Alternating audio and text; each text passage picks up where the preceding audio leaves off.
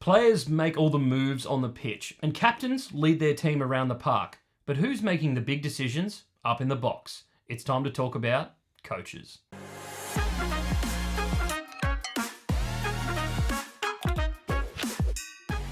What's going on, guys? Bergs from The Casual Athlete here, and today I am going to be ranking every single coach in the NRL from 17 to 1. Now, with this list, I know there's a few guys on it that will be highly contested, but this is my personal opinion. If you don't like my ranking, please be sure to let me know about it down in the comments and let me know who would be your 17 to 1. But without further ado, let's get into it. At number 17, guys, I've got the Bulldogs rookie coach, Cameron Ciraldo. Now, at this point in time, Cameron Ciraldo hasn't had too much experience in the NRL, but he's coached a fair number of games now and, a number for Penrith and a career percentage win rate of 58.3%. He actually coached Italy at the World Cup in 2016, so he's got a bit of experience there at the top level and has a pretty good win rate against none other than Craig Bellamy. 3 wins, 0 losses. But at this point in time, can't put him any higher than 17. At number 16, I've gone for Andrew Webster, the New Zealand Warriors coach. At the moment, Andrew Webster's doing a very good job of getting these Warriors out of the doldrums that they've been in for the last 6 or 7 years now. But he has been helped by the Warriors being able to move back to their home base in New Zealand. I think he instills that confidence in guys like Shaun Johnson, who are almost out of the league, and appointing Tohu Harris as captain was a masterstroke move. But 16 is where he needs to be at this point in time after only coaching a handful of games. At number 15, I have the Titans coach, Justin Holbrook. Now, Justin's only working with about a 36.9 win percentage at this point in his career, and he's been coaching for a number of years now. Had a very good record in the Super League, actually, over 80% win rate, but with the Titans, he seems to be making a fair few wrong decisions. There's not a lot of direction in the club. Yes, they did make the finals and almost beat the Roosters a couple of years ago, but aside from that, it's a bit of an outlier with Justin Holbrook. Last year, their season was absolutely demoralising, and I think Titans fans deserve a bit better at this point in time, so Justin Holbrook at number 15. At number 14, I have the Knights coach, Adam O'Brien, working with a win percentage around 47% at this point in time. Again, same as Justin Holbrook, tends to make a lot of wrong decisions when it comes to making the team list every week. Seems to put Kalen Ponga at 6 when he's probably a 1. Then he, takes guys like Dom Young out of the team, puts him to reserve grade. I know Dom Young is going to the Roosters next year, but use the guy while you can. He's one of the form wingers in the NRL. Just thought I'd get that across really quickly. But with Adam O'Brien, he has 2 finals appearances at this point in time for 2 losses, and they were never really in that game. I think Knights fans would consider it a bit of a success, coming 7th 2 years in a row, but he hasn't really done much aside from make 2 finals appearances and have no final success. But for this point in time, Adam O'Brien needs to be at number 14. At number 13, I've gone for the Manly Sea Eagles current coach, Anthony Seibold. Now, a lot of controversy surrounded this bloke while he was in Brisbane. Actually won Coach of the Year in 2018 as coach of the South Sydney Rabbitohs, and that surprised me to find out. He took over from Maguire as well at the Rabbitohs, and then instantly was brought up by Brisbane, basically in a coaching swap with Wayne Bennett. He's had a bit of a weird finals record. He's 1-3 in finals games, and there's not a lot of success there.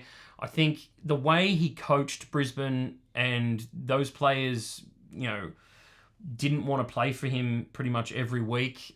He lost the locker room very early in his coaching career at Brisbane. Just a ton of controversy surrounded this, and where there's smoke, there's fire. It's probably not all true, but I kind of feel for the way that he was portrayed in the media. But Seibold has plenty of time to improve at Manly. He's got a decent contract, a decent roster there at the moment, so I hope they show faith in him, but no higher than 13 at the moment. At number 12, now this is going to shock a fair few people, but I have gone for Brisbane Broncos coach Kevin Walters. At 55 years old, Kevin Walters doesn't have a phenomenal coaching record at all. In fact, it's pretty poor. He's got a 56.3 win percentage in the NRL at the moment, which for a talented Broncos side, you'd think would be a lot better. I know they're going great this year. I know. But he took over from Origin as well at a time where, it was always going to be difficult for the Queensland coach coming in there. Mal Meninga retiring, a lot of their stars, Thurston, Slater, Cronk, Smith, they all retired, and he had to take over, what was left. That I can forgive. What I can't forgive is coming into the NRL with probably the hottest young team in the NRL, the Brisbane Broncos, with guys like Katoni Staggs, Pat Carrigan, Payne Haas, all on this roster, and doing nothing with it. And there's still glimpses of, those players, speaking out, going to the media to voice their opinion about the team and the way it's coached. Selwyn Cobbo, big example earlier in the year. I think without, having Reece Walsh sign earlier this year, I think the Broncos would be in a similar position to what they saw last year, although their young forward pack is firing and going pretty well. So we'll have to see what happens at the end of this year. But Kevin Walters, based on past results, can't be any higher than 12 at this point in time. At number 11, I've gone for St. George Illawarra Dragons coach, Anthony Griffin. Now, Anthony, at the moment, he's quite lucky to be hanging on to his job as far as 2023 is concerned. When we look at, his past and where he's come from, though, Anthony Griffin has had success pretty much everywhere he's gone. He started at Brisbane, winning a fair few games as Brisbane coach. Has a very good finals record at 4-5. It's not a winning record, but when I look at Hook's past and, where he's come from and the squads that he's actually had, a young Brisbane roster was very talented and a young Penrith roster, I also feel like he was wrongfully fired from Penrith after making the finals, and then Gus basically didn't like him, so he got rid of him. I just think with St. George at the moment, he's missing the big picture. Right now, St. George, I think their problem relies on their front office. I don't think it revolves around their coaching. He's got players in that team that are willing to die for him. Ben Hunt especially has come out and said that he will stand by Hook till the bitter end. But at the moment, I think the game has kind of changed, not in Hook's favour. So right now, he has to be 11 for me on this list. And now we're getting into the top 10. So I've gone for West Tigers coach Tim Sheens. Now, I know he won a premiership with the Tigers in 2005. I get it. But it was 2005. It was 18 years ago. And yes, he had some success in the 90s. But those Canberra teams, they were really good. So you look at players like Laurie Daly, Mal Meninga, Ricky Stuart. All of these guys were in those teams. He didn't have to do anything. Okay, guys, that may have gotten a little out of hand. Tim Sheens is a pretty good coach for the NRL. He's got a 50% win rate as a coach, which, when you think about it, is pretty good when you consider some of the other coaches on this list. He's won 4 premierships, 3 with Canberra and 1 with the West Tigers, as I said. But I think the thing that gets away from Tim Sheens is that he is 72 now. I spoke about it earlier in the season that the game may have passed him by. And the thing is, he hasn't coached a team since 2020. And that was in the Super League as well. So he hasn't been coaching NRL for a number of years. And we've seen the start of this year with the Tigers, starting 0-6. Their attack is very lackluster. It's, there's no movement. There's, no taking the line on. It's very one out. Not very directive. Like, I'm not too sure who's running that team, whether it's Dewey, whether it's Brooks. It's just a bit of a mess at the moment. And it kind of highlights where Tim Sheens is currently at this point in his career. So, unfortunately, I can't put him any higher than 10. At number 9, we have North Queensland Cowboys coach Todd Payten. My man, the Sheriff. I've never seen a guy come into a club and do more with, I would say, nothing, or what was expected of that Cowboys side. He got them from, every punter saying that they were going to come last to the top 4. And that's pretty hard to do as, basically a first, second year coach. His win percentage doesn't, speak volumes at this point in time with having a 46% win rate. But as Cowboys coach, I think he demands the kind of respect, and he went straight at the players that needed to be spoke about. for their lackluster performances. He went at Jordan McLean. He went at Jason Taumalolo, and that was the guy he needed to call out. If you're going to captain the team, the coach needs to be in your corner. And Todd, I think he's not so far removed from the game where he understands the way it's going. The quickness of the game is becoming more apparent. So guys like Drinkwater, guys like Ruben Cotter that he's brought in, and Reece Robson are excelling in their roles. And that's what you want to see. You want to see a coach develop those young players, and that's what it's all about, to make sure that they have success moving forward. And these young guys, Drinkwater is 24. Cotter under 25. You've got Reece Robson under 25. Jeremiah Nanai.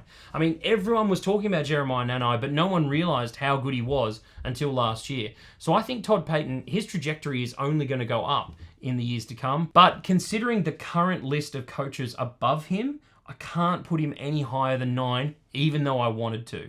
At number 8, I've gone for Canberra Raiders coach Ricky Stuart. Now, I know what you're thinking, Canberra Raiders fans. Ricky Stuart's a club legend. Yes, I agree with you. As a player, as a coach, he's a bit up and down. Often, Ricky Stuart's seasons can end, either in the bottom 4 or they could make the top 8 somehow.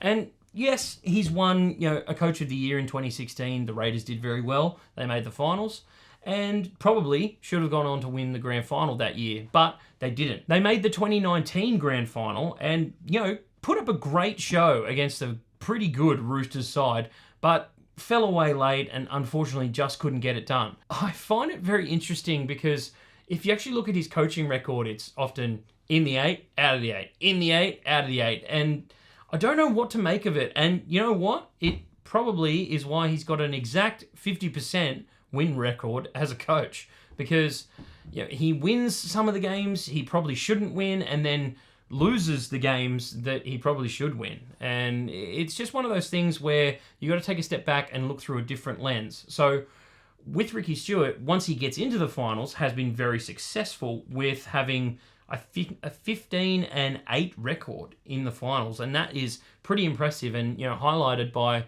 the fact that Canberra won first week of the finals last year against Melbourne as well. So once he gets in there, he tends to do pretty well. But when the Raiders are going bad, it never seems to really come back on Ricky Stuart. A lot of it comes around to they're not playing well enough. But isn't that on the coach?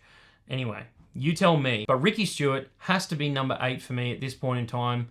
1 premiership to his name. Should have won more, but unfortunately, can't see him getting any higher on this list. At number 7, I have Parramatta Eels coach Brad Arthur. Now, I know a lot of Para fans, and we even have one here on the show. Longy, you've seen him a lot. He tells me every single week he loves Brad Arthur's haircut, just not his coaching ability. Now, I think Brad Arthur has a very good record in terms of the win-loss category. He's a 52% win rate coach, and he's only about 48 years old at this point in time. So there's plenty of room to grow, and I think Brad Arthur is very good at developing young talent and rebuilding a club. The problem with Brad Arthur comes when the team is starting to have a bit of success and then they can't win the big one. I think you could argue that Parramatta's side at the moment is lacking that true superstar to take them over the top. And a lot of that comes to Brad Arthur's recruitment process, maybe some of the club's recruitment process as well. But I keep seeing Brad Arthur make mistakes week in, week out, just with general interchange play and also selecting the team of a Tuesday. Now, with Brad Arthur, he has a son called Jake Arthur, and he seems to be the 18th man every single week at the moment when, guys like Matt Dury sit in the reserves and they can't even get a play every single week. And then when it comes to the games on the weekend, Brad tends to make these really stupid decisions in terms of taking off Junior Paulo and Regan Campbell-Gillard, as he uses pretty much 6 interchanges on them every single week. When you do that, when you take the momentum out of Parramatta, they tend to go cold very quickly. I think we've seen it a number of times over the years where Parramatta are up about 16 to even 20 points at times, and they just take their foot off the gas and they let the other team into the game. That is a motivation and attitude problem, and I think Brad Arthur is at the root cause of that, and he needs to find a way to get better performances out of his players and make sure that they stand on the throat when they can. At number 6, I have Cronulla Sharks coach Craig Fitzgibbon. Now, I know a lot of you are probably going to be thinking, he's only coached 5 games in the NRL. But hold your horses. I see a lot in the way Craig Fitzgibbon is coaching the Sharks. He's had a lot to do with Nicho Hynes coming to the team, guys like Cameron McInnes, Dale Finucane. He was a part of those signings as well. And when you look at it, he's been at the very roots of a lot of the Sharks' great play in the last couple of years, including their depth that goes all the way down to the Newtown Jets. He's great at developing young players. He's awesome at this current Sharks attack as well. There's so many players in motion. There's great shape. He's even resurrected guys' careers like Matt Moylan. Matt Moylan was gone 2 years ago. No one wanted to play with him. And now he's probably one of the form sixes in the NRL, really doing his job backing up Nicho Hynes. And what a player Nicho Hynes has become. And that doesn't just happen without some great coaching. And I think Craig Fitzgibbon only can get better at this point in time. I think that he could be in the top 3 when it's all said and done. But that's just my opinion. But for right now, Craig Fitzgibbon has to be number 6 on our list. At number 5, I have South Sydney Rabbitohs coach Jason Demetriou. Now, Jason Demetriou actually had the tough task of taking over from Wayne Bennett. I know, big shoes to fill, and it didn't start off too well. You know, the Rabbitohs lost a fair few games at the start of last year, but they gradually improved and found themselves in the finals match against the Roosters, which they were heavily favoured to lose, but they came up trump. With Jason, I think he's been very good at keeping this current Rabbitohs team together. Yes, they didn't make any signings in the off-season, but when you've got talent, there's no need for talent. They've got guys like Damien Cook, Cam Murray, Cody Walker. Latrell Mitchell on his day is virtually unstoppable, and we saw that very recently. With Jason, I think he's going to ride this current Rabbitohs roster up until they die. You know, basically, when the horse is done, that's when you shoot it.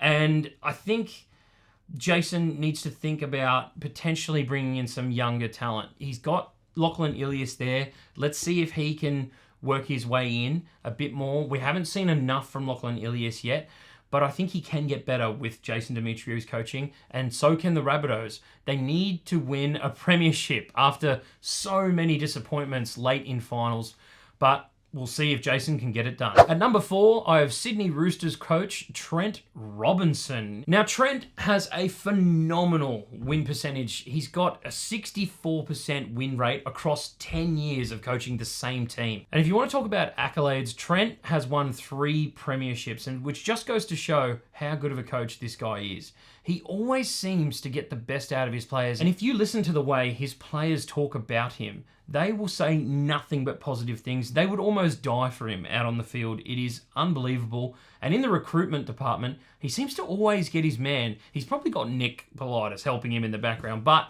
with Trent, he is a master negotiator.